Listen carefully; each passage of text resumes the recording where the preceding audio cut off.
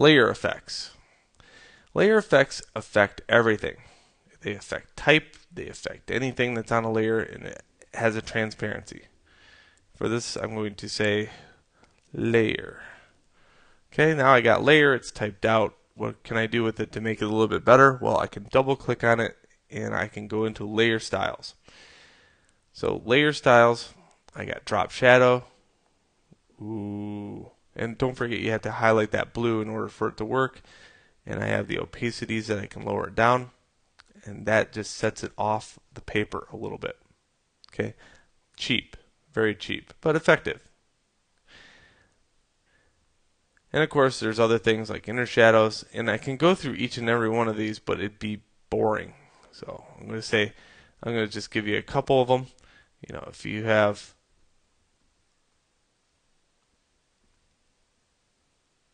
a gradient and you choose something else like normal or multiply or anything for that matter other than screen, it looks pretty sweet. My missing equation out of this is the fact that I need something in the background. So, whoa, too much contrast. There we go.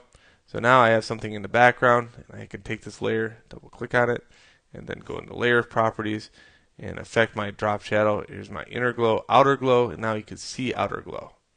So outer glow, I could spread it, I could size it, and automatically it's on fire. Also, you can affect its color by going like this and choosing a color within your design, and that looks a lot better. Alright, and you could choose any blending mode that you want. Color dodge is pretty neat because it affects it so much that it gets really bright. Okay, inner glow, outer glow, bevel and exposed, most used thing ever. And of course we have the different contours of it.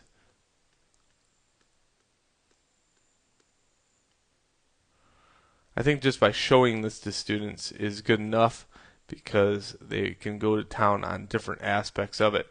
Now there might be certain times that I use different tips and tricks using these, and that's probably a better way of learning them.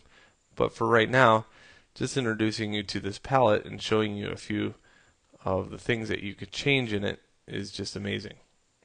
Stroke, my favorite. Okay, so here I can add an outside stroke to all text, and I could choose a different, just like that. So in no time at all, you can come up with some crazy effects with your text, and that's the Layer Styles palette. Hit OK.